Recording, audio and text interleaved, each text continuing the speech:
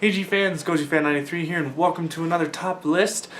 This video I will be doing my top 5 things that 2014 did right. So my last two videos of the top 10, top 5 series was the top 5 things that Godzilla 1998 did right and wrong. So now I will be tackling what 2014 did right and wrong. So in this video I will be basically relishing and loving this 2014 film for what it did. And yeah, and I got my list right here, so let's get on with it.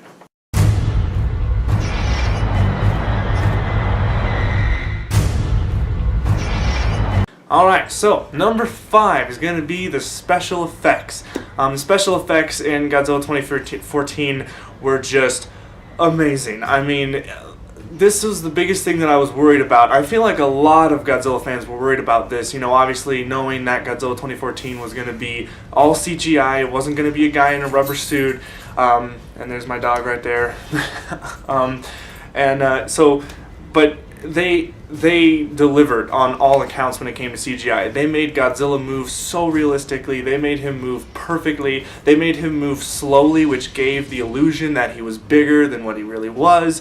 That's something that 1998 did not have, was making him move slow, and that's the old Toho style of making monsters seem bigger than they are, was making them by slowing down the footage. So they just made him perfectly the movement speed of him was perfect, and just the detail in his skin and like when Godzilla moved, like you saw his skin just move along with it, and just perfect. It just looks so real, and it was really awesome. Especially like if you guys get it on Blu-ray and stuff, and you watch the movie and you see like Godzilla's eyes and stuff. I mean, he has really small eyes in this one, but when you see them, it's so cool. And also when they did the MUTOs look amazing, and also just the scenery, the backdrops, because I know a lot of what was really cool though is that there were a lot of practical sets. There, inside the MUTO hive, there was a lot of that was practical set. That was all there, an actual set, so that when Aaron Taylor Johnson and his team went in there to go take out the MUTO hive, they could actually kind of imagine what was going on, rather than them just being in a complete blue screen, or like a blue room, like a blue screen everywhere or green screens everywhere.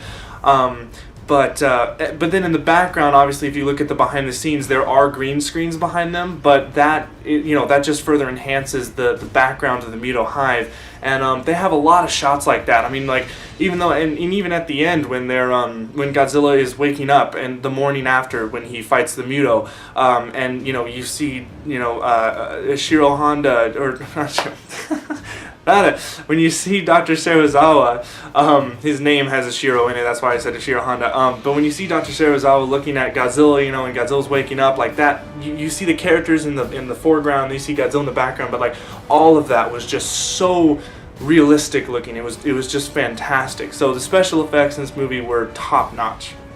Alright, so the fourth thing that I think this film did right was the soundtrack. Now, a lot of Godzilla fans, including myself, were concerned, just as we are for the special effects, as well with the soundtrack. Now, sadly, Akira Ifukube is not with us anymore, so he couldn't do the music, and also it wasn't going to be by a Japanese orchestra. It was going to be by more American. Well, I mean, it wasn't actually an American, but Alexander Desplat, I believe that's his name. I probably butchered his name, but he was the composer for this one, and I don't know much about him. I don't know his background or anything like that, so just put in the comments below like so you can let people know what his background was.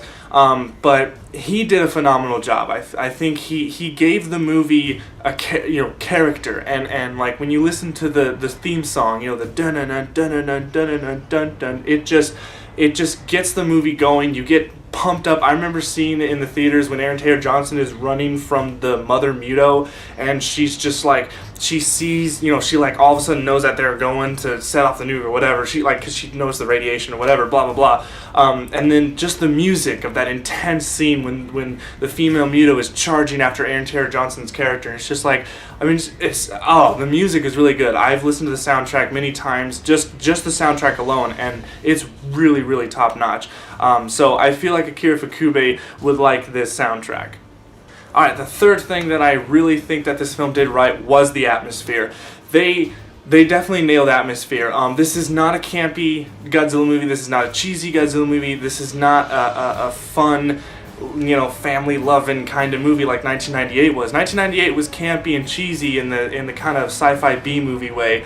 This film is completely realistic, dark, gritty. There was probably, one time where there was like a joke or something, but other than that, there was no comedy in this movie whatsoever. There was no cheese. There was nothing. Maybe there was a bit of cheese when, I would say it was not intended cheese. I'm talking about, like, scenes that were meant to be cheesy. I understand that a lot of audiences, like, especially when I went to see this in theaters, a lot of audiences laughed when Dr. Serizawa, like, turned around and said, "Gojira," and then, a lot of people laughed. That was unintended cheese. But the atmosphere of this movie is just the dark tone of it. There was not a lot of color in this movie, which I can kind of see a lot of people not really liking. But I was all right with it. I was fine that there wasn't a lot of color with it. Hell, we have Pacific Rim for that. Pacific Rim had a buttload of colors. But this film, it needed that color tone. It needed to be that dark and gritty style because it reminds you of the original Godzilla movie where it was black and white and it was dark and gritty back then. So this is a perfect atmosphere to match what the original did, and I loved it.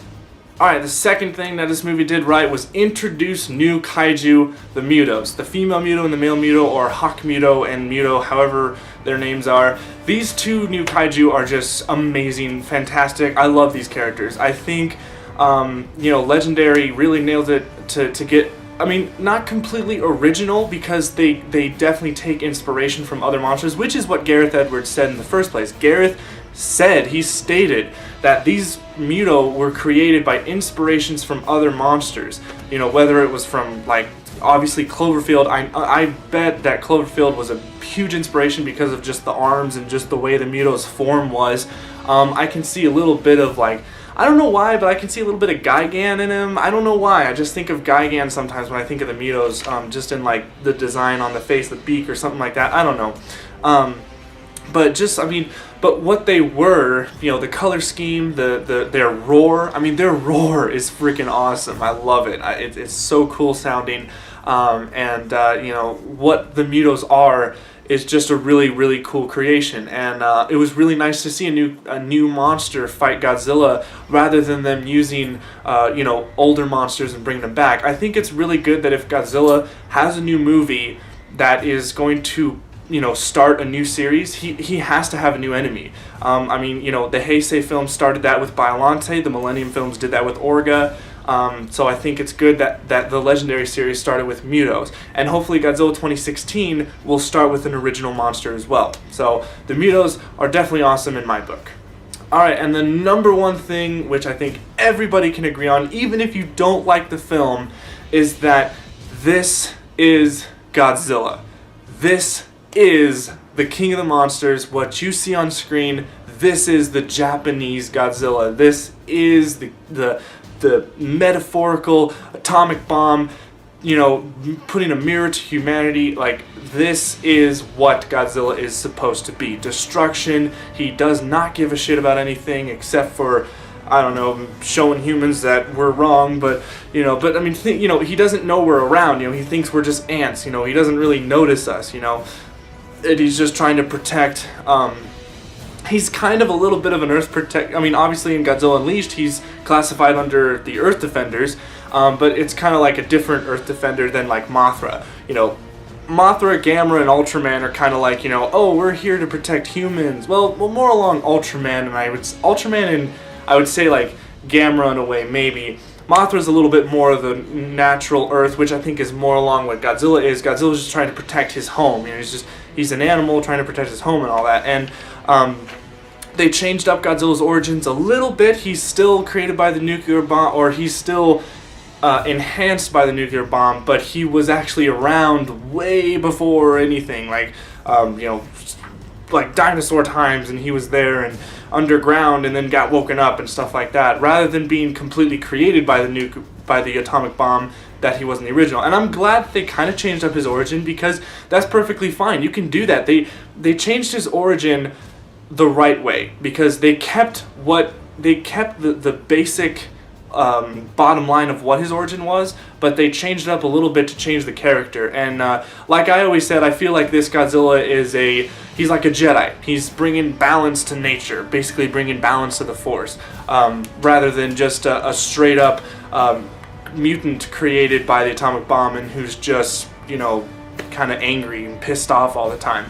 Godzilla's a little bit of an anti-hero in this one, which is perfectly fine because my favorite series is the Heisei series, and that's what Godzilla was in every one of those films. He was an anti-hero, except for 1984. Not an anti-hero in that one, but I mean, this movie nailed it. Like, Gareth Edwards knows, he respected what Toho created, and Toho, you know, they love the film. They feel that we got it right this time. So this movie nailed it, got the goal with, yes, this is a Godzilla movie, and also I feel the biggest thing that this film did right, this is kind of like an honorable mention, is that this film made Godzilla popular. It showed that Godzilla still has steam. I mean, guys, ever since this movie has come out, Godzilla has been everywhere. There's been news and the game coming out and the figures, the merchandise, people know what Godzilla is now. I can go outside, go to public spaces with a Godzilla shirt on, and people will look at it and go, oh yeah, that's Godzilla, cool. They won't look at me and go, oh, it's Godzilla. No, like, people are actually, like, they get it now. It's awesome. So that's what this film did right. Those are my 5 things of what this film did right. So I hope you guys enjoyed.